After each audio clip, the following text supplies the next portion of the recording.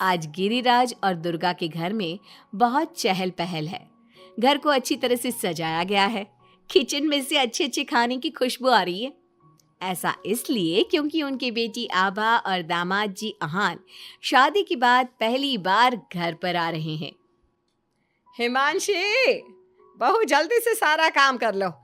आभा और दामाद जी आने ही वाले हैं। कुशल बेटा, तुम सारा सामान तो ले आए हो ना? और काजू कतली लाए हो या भूल गए? दामाद जी को बहुत पसंद है।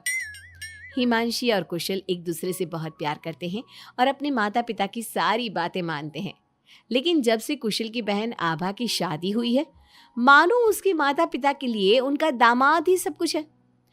आभा और अहान घर पर आते हैं। सब उनका स्वागत करते हैं। आभा और हिमांशी किचन में खड़ी होकर बातें करती हैं। आभा, कैसे है तुम्हारे ससुराल वाले? तुम्हारा मन तो लग रहा है ना वहाँ? और अहान जी तुम्हारा ख्याल रखते हैं या नहीं? पता नहीं भाभी, कभी तो लगता है कि ठीक है, कभी तो लगता है कहाँ फंस गई। जैसे भैया आपकी मदद करते हैं, आपका ख्याल रखते हैं, अहान ऐसे बिल्कुल भी नहीं है। अरे इतना मत सोचो तुम। शुरू शुरू में थोड़ी दिक्कत आती है, लेकिन बाद में सब ठीक हो जाएगा। चलो बाहर चलते हैं। हिमांशी और आभा चाय नाश्ता लेकर बाहर आई। सब लोग आपस में बात करने लगे, लेकिन अहान बहुत घमंडी तरीके से बोलता है। आपका घर तो बहुत बड़ा है ससुर जी, आपका और कुशल का बिजनेस भी बहुत अच्छा चल रहा है, तो आप लोगों ने दहेज देने में इतनी कंजूसी क्यों की? अरे दामाद जी, कैसी बात कर रहे हो? आपके परिवार ने जिस जिस चीज की मांग की थी वो सब हमने आपको दिया है। अगर किसी चीज की फिर भी कमी रह गई है तो बता दीजिए। कुछ चीजें बिना मांगे भी तो दी जा सकती है ससुर जी। अहान, अगर तुम्हें कुछ और चाहिए तो बता दो, हम तुम्हारी सारी इच्छा पूरी करेंगे। अहान प्लेट से बिस्किट उठाकर बोलता है। मांगने से दिया तो क्या दिया, वैसे भी आप लोग मेरी डिमांड कभी पूरी नहीं कर पाओगे। आभा और अहान अपने घर चले गए। उनके जाने के बाद कुशल कहता है। मम्मी, हमने आभा की शादी गलत घर में तो नहीं कर दी? अहान और उसके घर वाले तो लालची लग रहे हैं। अरे चुप कर तू। दामाद ऐसे ही होते हैं, तेरी तरह नहीं कि तूने अपने ससुराल वालों से कुछ नहीं लिया और हर समय अपनी पत्नी से चिपका रहता है। ऑफिस से थका हारा आता है और अपनी पत्नी के साथ घर के कामों में मदद करता है। मम्मी, दहेज लेना तो गलत बात है ना? और हमारे पास किस चीज की कमी है? मैं अगर हिमांशी का घर के काम में हाथ बटाता हूँ तो वो भी मेरा ऑफिस का बहुत सारा काम करती है। इसमें बुरा क्या है? पति पत्नी को एक दूसरे की मदद करनी चाहिए। बेटा, किसी चीज की कमी तो अहान के घर पर भी नहीं है, लेकिन फिर भी हमने उसे दहेज दिया ना। ना केवल दहेज दिया बल्कि उनकी जो भी डिमांड थी वो सारी पूरी की। और उसने क्या किया? आपके और मम्मी के सामने ताने सुनाकर चला गया। आप दोनों को इससे दुख होगा। अहान ने इसका बिल्कुल ख्याल नहीं किया। बेचारी आभा का तो चेहरा देखने लायक था। कितनी शर्मिंदा हो रही थी वो अपने पति की बातों से। इस तरह कुशल ने अपने माता पिता को समझाने की खूब कोशिश की, लेकिन उसके माता पिता अहान को ही सपोर्ट करते रहे। और करते भी क्यों ना, हमारे समाज ने दामाद का रुतबा बहुत ऊंचे स्थान पर रखा है, चाहे फिर उनकी सोच कितनी भी नीची क्यों ना हो। इसी तरह से कई दिन बीत गए और एक दिन आभा अपने घर पर रोती हुई आई। अरे आभा, तुम रो क्यों रही हो? और ये तुम्हारे चेहरे पर निशान कैसे? आभा लगातार रोए जा रही थी।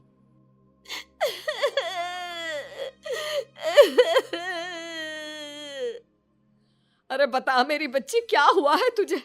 मत रो इस तरह, मेरा तो दिल बैठा जा रहा है। क्या हुआ है बेटा? हिमांशी और दुर्गा के बार बार पूछने पर आभा ने बताया। मम्मी, मुझे अहान ने बहुत मारा है। क्या?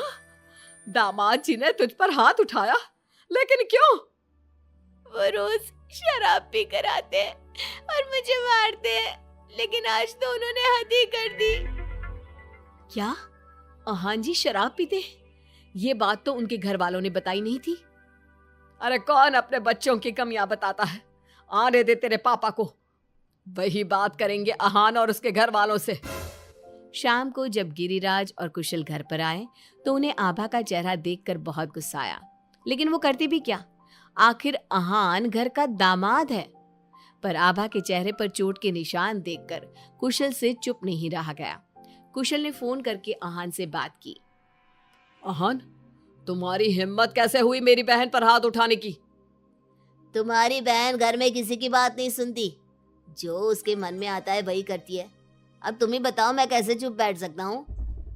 अगर वो किसी की बात नहीं सुनेगी तो तुम उस पर हाथ उठाओगे? मैं तुम्हारी तरह नहीं कि अपनी पत्नी के पीछे पीछे घूमता रहूं।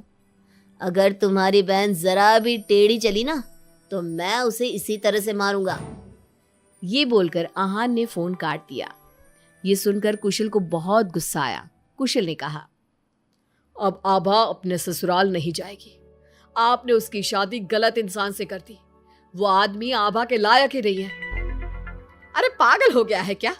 अपनी शादीशुदा बहन को घर पर बिठाएगा? लोग क्या कहेंगे? मम्मी, आपको अपनी बेटी की चिंता है या लोगों की? आहान हमारा दामाद है और घर में छोटे मोटे झगड़े तो होते ही रहते हैं। हमें इन बातों पर ध्यान नहीं देना चाहिए। हम आहान के माता पिता से बात करेंगे।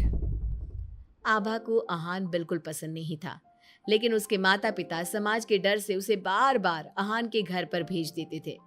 इस बार भी आभा को अपने ससुराल जाना पड़ा। एक दिन हिमांशी की तबीयत खराब हो गई तो उसने घर का काम नहीं किया। तबीयत खराब होने का बहाना बनाकर सुबह से लेटी है। तुझे इस घर में जितना आराम मिला है ना, दुनिया में किसी बहू को कहीं इतना आराम नहीं मिला होगा। तेरा तो पति भी तेरे साथ काम कराता है। देख मेरी आभा को, बेचारी कितना पिटती है अपने पति से और सारे घर का काम खुद ही करती है। शाम को जब कुशल घर आता है तो हिमांशी उसे सारी बात बताती है। तुम मम्मी की बात का बुरा मत माना करो। मम्मी चाहती है कि मैं उनके निकम्मे दामाद की तरह बन जाऊं, जो अपनी पत्नी की बिल्कुल भी इज्जत नहीं करता। लेकिन मैं ऐसा नहीं बन सकता। कुशल ने हिमांशी का बहुत ख्याल रखा और वो जल्दी ही ठीक हो गई। वहीं आहान आभा के साथ बहुत बुरा बर्ताव करता था। आभा के माता पिता ना तो आभा की बात सुनते और ना ही कुशल की। एक दिन आहान किसी काम के सिलसिले में शहर से बाहर गया हुआ था। वो जिस होटल में रुका था वहां उसे आहान दिखा। अरे ये तो आहान लग रहा है, मगर इसके साथ ये लड़की कौन है? कुशल ने वहां कुछ लोगों से पूछताछ की तो उन्होंने बताया, ये तो अक्सर इस होटल में अलग अलग लड़कियों के साथ आते हैं, लेकिन आप ये सब क्यों पूछ रहे हो? कुशल बिना कुछ बोले वहां से चला जाता है और घर आकर सभी को ये बात बताता है। लेकिन उसके माता पिता को तो इस बात से भी कोई फर्क नहीं पड़ा। अरे बेटा, इस बात को यहीं खत्म कर दो। हम आहान से क्या कह सकते हैं? आखिर वो हमारे घर का दामाद है। बेटा देख, ये बात ना आभा को मत बताना, नहीं तो उसे बहुत बुरा लगेगा। आप दोनों किस मिट्टी के बने हैं? दामाद दामाद कहकर आपने उसे सर पर चढ़ा दिया। मैं आपकी बहू के साथ अच्छा बर्ताव करता हूं तो आप मुझे झोरू का गुलाम कहते हैं। और आहान आपकी बेटी को जानवर की तरह पीटता है, अब तब भी उससे बात करने की हिम्मत नहीं करते। आप लोग बेटे और दामाद में इतना फर्क क्यों करते हो? बेटा, दामाद को तो सर का ताज समझा जाता है। हमेशा से ऐसा ही चलता आया है। अरे हमारे समाज ने ऐसे ही नियम बनाए हैं। चाहे वो आपकी बेटी के साथ कैसा भी बर्ताव करे, उसे जानवरों की तरह मारे पीटे। मम्मी, ये पुराने जमाने की बातें हैं। आजकल कोई पढ़ी लिखी लड़की इतना नहीं पीट रही जितनी हमारी आभा पीट रही है, वो भी सिर्फ आप दोनों की वजह से। मैं आज ही उसके ससुराल जाकर उसे सारी बात बता दूंगा और आखिरी फैसला उसका होगा। कुशल और हिमांशी आभा के पास जाकर उसे आहान की सारी सच्चाई बता देते हैं। आभा अपने भाई के साथ आ जाती है। घर आकर वो अपने पति को तलाक के पेपर भेजती है। हालांकि गिरिराज और दुर्गा अभी भी अपने दामाद के साथ है और तलाक के खिलाफ। उनको अभी भी समाज की चिंता है, बेटी की नहीं।